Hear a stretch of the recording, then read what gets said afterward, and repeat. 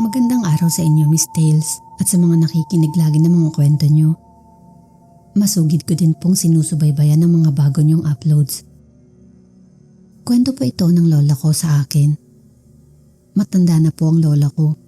93 years old na siya ngayon at laging pala kwento. Isang beses po nagtanong ako sa kanya kung may alam ba siya na kwentong aswang nung kabataan niya. Kaya naikwento niya sa akin yung tungkol sa tatay niya na nagkaroon daw noon ng nobyang aswang. Pai Pilo ang tawag ni lola sa tatay niya, pero sa pagkwento ko po, Pilo na lang ang tawag natin sa kanya. Nakatira daw sina Pilo noon sa Albay. Hindi ko na lang po sasabihin kung saang munisipalidad. Noong binata pa daw si Pilo, meron siyang 3 malalapit na kaibigan na lalaki na lagi niyang kasama pagkatapos ng klase.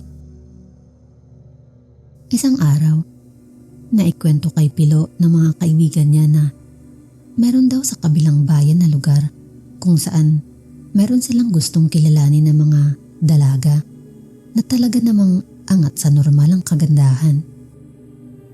Sabi ni Lola, may kapilyuhan daw talaga yung mga magkakaibigan na yun.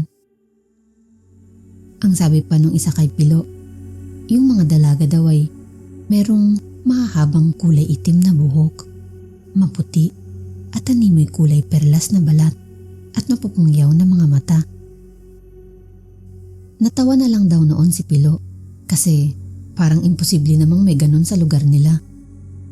Pero nagpumilit pa rin ang mga kaibigan nito na dayuhin daw nila yung kabilang bayan sa isang Sabado para makita nila mismo kung totoo nga ba.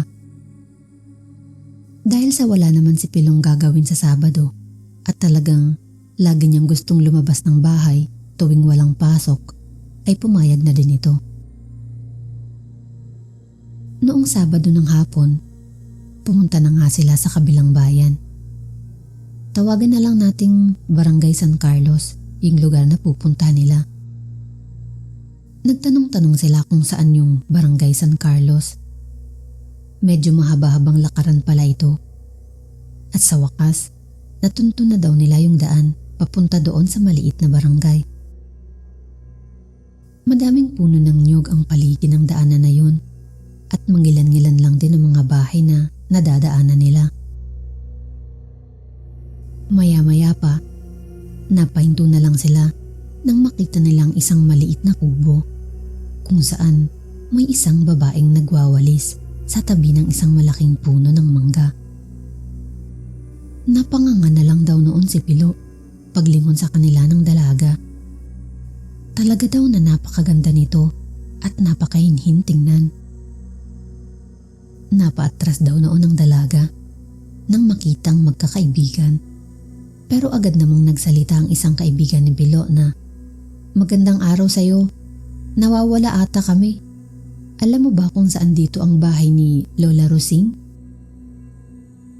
Nagkunot noo daw ang dalaga at ang sabi, "Wala akong kakilalang ganun."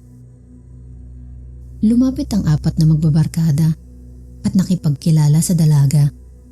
Mabilis lang daw ang usap nila kasi nung panahon na yun, hindi rin maganda tingnan sa babae kapag nakikipag-usap sa lalaki sa labas ng bahay. Kaya naman nagkunwari na lang daw silang nawawala at nagtanong ng direksyon. Umalis lang din sila kaagad.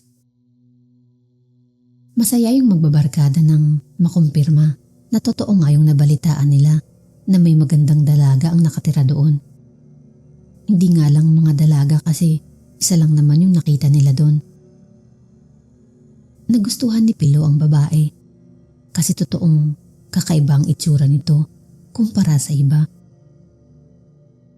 Makalipas ng ilang linggo, nagyaya ulit ang mga kaibigan ni Pilo kung puntahan kaya nila ulit yung babae sa kabilang bayan.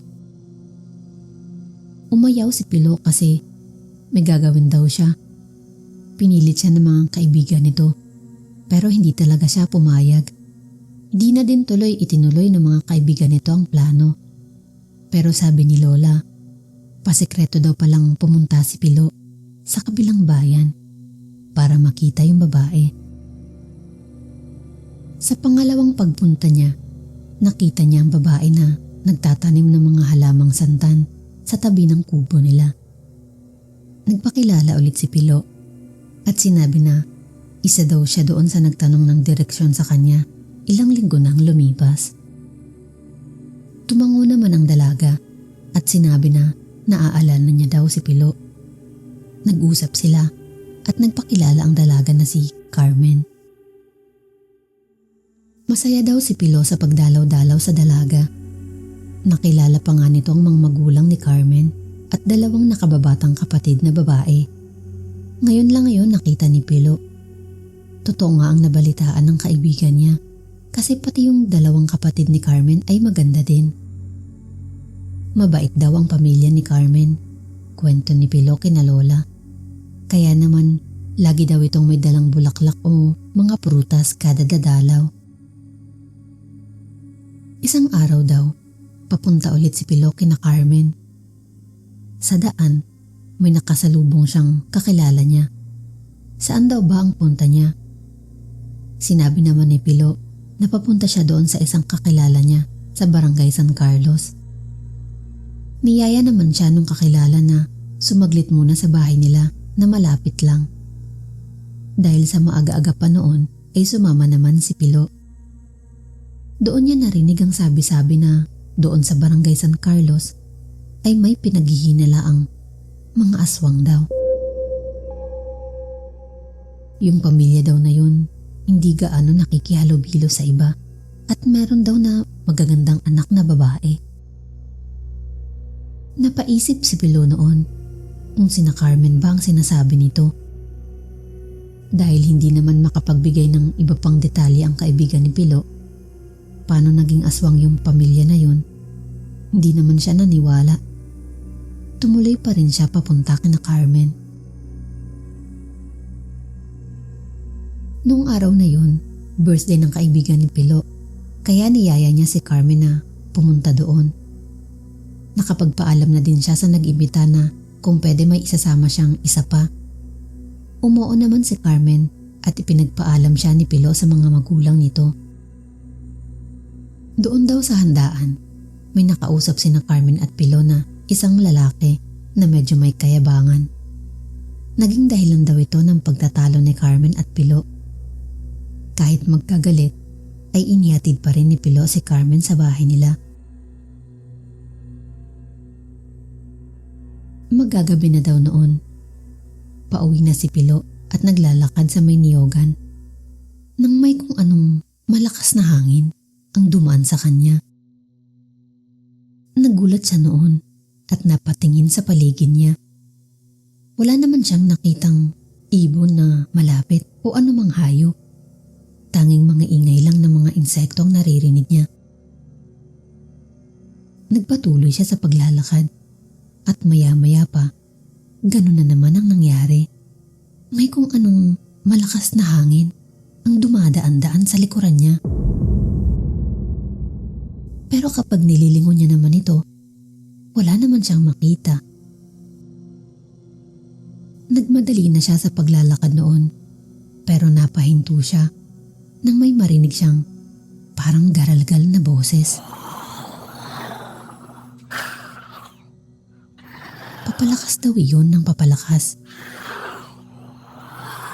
Pinakinggan niya ng mabuti at napagtanto na nanggagaling ang tunog na yon sa itaas ng puno ng niyog na nasa harapan niya. Tinitigan niya ng maigi ang itaas ng puno at dahil medyo madilim na noon, hindi niya maaninag kung anong meron doon sa itaas. Bigla na lang daw narinig niyang muli ang garalgal na boses. Kaya napakaripa siya ng takbo. Wala na siyang lingon-lingon pa noon hanggang sa makarating na siya sa labasan at makasakay na nga ng jeep. Dahil sa nangyari, nagpalipas muna si Pilo sa pagbisita kay Carmen. Malayo-layo kasi talaga ang bahay ng dalaga. Makalipas ng 2 linggo, pumunta ulit si Pilo kina Carmen. Dahil matagal-tagal na din ang huli nilang pagkikita, nakalimutan na nila yung pagtatalo nila. Nagkwentuhan lang sila sa loob ng bahay ni na Carmen at napunta ang usapan nila sa nangyari kay Pilo nung nakaraan. Sabi ni Pilo kay Carmen ay wag daw siyang lumabas ng bahay kapag gabi na. Kahit daw sa bakuran lang nila, wag na siya lalabas kasi may kung anong hayop daw ang sumusunod sa kanya nung nakaraang pagpunta niya kina Carmen. Nagulat daw si Pilo kay Carmen nang bigla na lang itong tumatawa. Kakaiba daw talaga yung kinikilos noon ni Carmen. Yung pagtawa niya, hindi mo maipaliwanag. Parang hindi siya yung mainhin na Carmen na nakilala niya. Tinanong ni Pilo si Carmen kung ano ba yung nakakatawa. Ang sabi naman daw nito, wala, may naalala lang daw siya. Nagpaalam na noon si Pilo na uuwi na para hindi na rin siya gabihin pa sa daan. Sa paglalakad niya sa labas, andun na naman yung malakas na hangin. Ang sabi daw noon ni Pilo, kapag maglalakad siya, parang may kung anong malaking bagay ang dumadaan-daan sa likuran niya. Pero pag lumingon naman siya, wala pa rin siyang makita. Nagtataka siya kasi maliwanag pa noon kasi nga naisip niya na umuwi ng mas maaga-aga. Pero pag lumilingon siya, wala talaga siyang makitang bagay na dahilan ng malakas na hangin na yun. Wala siyang magawa kundi magpatuloy sa paglalakad. Binibilisan niya na daw noon ang paglalakad nang marinig niya na parang may kasama din siyang naglalakad ng mabilis sa likod niya. Naririnig pa niya yung tunog ng bawat paghakbang nito. Natatakot man ay naglakas loob si Pilo na lumingon. Pero katulad ng dati, wala pa rin siyang makita. Doon ay nag-ipon na siya ng lakas ng loob. Kumuha siya ng isang malaking putol ng kahoy at saka sabi, "Lumabas ka dyan kung sino ka man. Hindi ako natatakot sa'yo. Humarap ka sa akin." Ang sabi pa nito, hindi daw siya natatakot at makikipagpatayan daw siya kung kinakailangan. Wala siyang sagot na nakuha sa paligid. Kaya patuloy siyang naglakad ng mabilis. Palabas ng daan na yun, hawak-hawak pa rin ang malaking putol na kahoy. Pagdating sa bahay nila, pinag-isipang mabuti ni Pilo ang mga nangyari sa kanya. Ano yung garalgal na boses na narinig niya nung dating pauwi na siya galing sa bahay ni na Carmen? Ano yung malakas na hangin na umahampas sa likuran niya at yung sumusunod sa kanya nung pauwi na siya? Higit sa lahat, bakit ganun na lamang ang reaksyon ni Carmen sa kwento niya? Bakit siya tumatawa? Kung susuriin talaga yung mga kaganapan, parang imposible na walang alam si Carmen. Doon na rin ni Pilo na pag-isip-isip ang iba pang mga kakaibang kinikilos ni Carmen. Kapag lumalabas sila noon sa bayan, ayaw ni Carmen ang sumasakay ng kahit anong pampasaherong sasakyan. Kahit abutin sila ng 2 oras na paglalakad sa daan, paglakad pa rin ang pipiliin niya. Hindi rin daw si Carmen makatingin ng diretso kay Pilo. Kung tumingin man daw ito, literal na 1 o 2 segundo lang. Hindi niya daw alam kung bakit. Sa huli, napaisip si Pilo na siguro nga totoo yung sinasabi ng kanyang kakilala na aswang ang pamilya ni Carmen.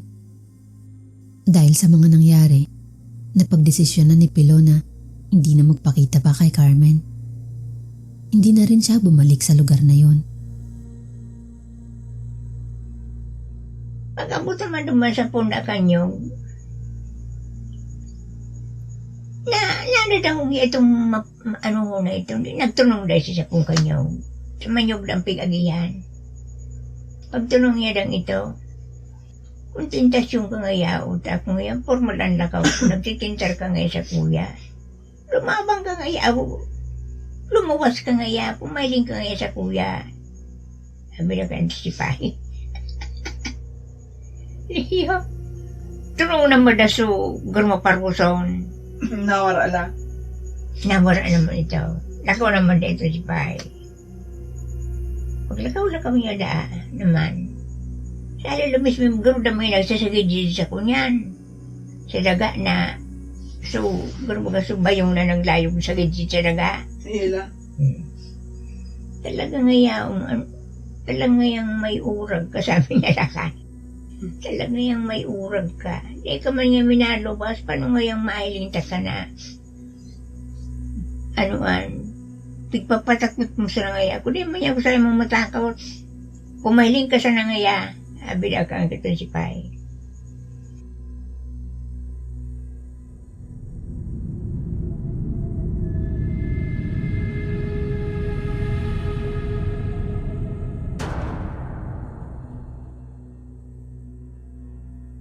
Nangyari ito sa Bicol, taong 1984. 9 na taong gulang pa lamang ako noon. Sa lahat yata ng kabataan sa lugar namin, parang ako na yata ang kakaiba. Sakitin at suki na ng mga albularyo, maging sa kalapit bayan. Hindi ko alam kung bakit ganun ang naging sitwasyon ko. Ang alam ko lang, nagpupuyat si mama at si papa sa pagbabantay sa akin magdamag, na para bang meron ng kung ano na hindi ko rin may paliwanag. Sabi ni na mama, naglalakad daw ako ng tulog, lalo't kapag mataas ang lagnat. Ang ikinakatakot lang daw nila ay baka lumabas ako ng bahay sa 10 oras ng gabi. Mas delikado. Pero ang alam ko, may mas malalim na dahilan kung bakit sila pang dalawang nagbabantay sa akin. Bakit hindi na lang si mama? Isang gabi, nakahiga ako noon sa loob ng kwarto. Nasa tabi ko si mama. Mataas ulit ang lagnat ko. Kapag tumingin daw ako sa kung saan, ay parang meron akong nakikita. Napapaluha na lang si mama sa tuwing tuturo ako at sasabihin, merong napakalaking tao sa sulok ng kwarto na yun. Awang-awa sa akin noon si mama. Walang bukas na ospital sa gabi sa mga panahon na yun sa bayan namin. May kalayuan din kasi. Dahil sa alam ni mama na huhupa lang din ang lagnat ko, kaya di na nila naisipan pang ibaba ako sa bayan para ipagamot.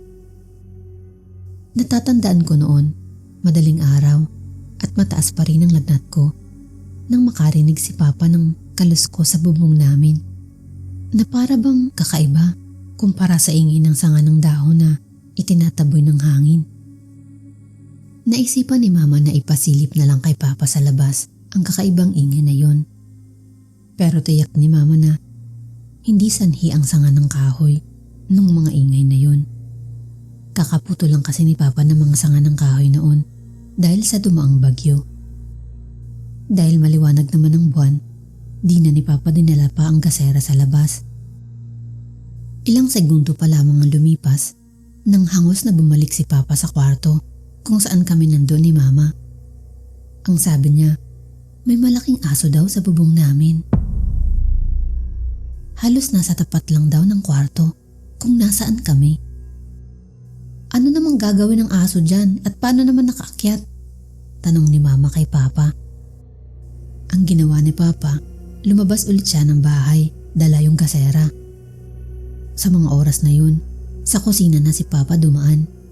Sabi niya, wala na daw siyang ibang maisip noon kundi magsindi na lang ng sirang gulong ng tricycle. Yung malakas na amoy daw ng pagsunog ng gulong ay pangontra sa aswang. Meron kasing gulong na nakasabit sa may kusina. Sobrang takot daw nun ni mama. Niyakap niya ako ng mahigpit na nakatitig sa bubong habang nagdarasal. Para na din kay papa na nasa labas sa oras na yun. Pagkasindi ni papa sa gulong, ay pumasok na rin siya sa loob ng bahay.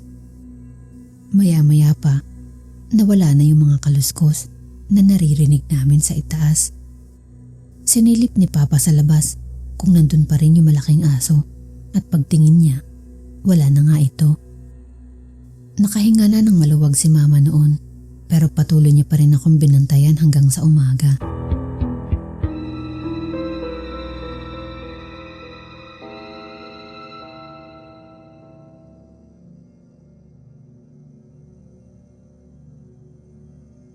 Maraming salamat sa pakikinig at salamat din kina Sans at Ramil para sa mga kwentong ito. Magbasa po tayo ng ilang mga comments. Hello sa mga unang commenters natin na sina Ad3053 at Chris Mole. Hello din kina Miriam Patagan. Sabi niya, thanks po at may upload kayo. Nag-aabang talaga ako. Salamat po.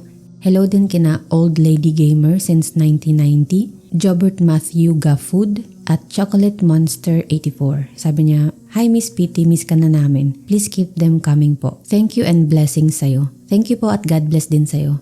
Binabati ko din ang ilan sa ating mga long-time subscribers na sina Sid Vicious, Maguayen at RC Florence. Ang sabi niya, Ma'am, kumusta na po? Long time no upload. Kala ko kung ano na nangyari sa'yo. Hehe. Eto okay naman at nakapag-upload na din sa wakas. Hello din kina Highway Dust 10, Cesar Berdin, Jonelyn Petalcorin, John Benitez, Chris Gabriel, Densho 565 at Jericho Regaspi. Mga long-time subscribers din ng channel. Thank you po sa patuloy na suporta. Shoutout din kay Sir Mark ng Sandatang Pinoy Horror Stories at kina Sir Red ng Team Hilakbot. Thank you sa pagbisita. Check nyo din po ang mga horror channels nila. At ang huli, shoutout ko din ang channel na Pinoy Mystery Horror. Bagong horror channel po dito sa YouTube at madalas din commenter sa channel. Bisita din po kayo sa kanya.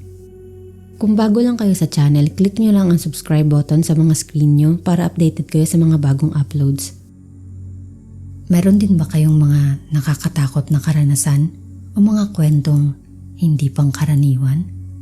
Magbahagi ng inyong kwento at ipadala sa akin sa philippinetales@gmail.com o sa ating Philippine Tales Facebook page. Gusto ko rin mabasa ang mga kwento nyo. Hanggang sa muli.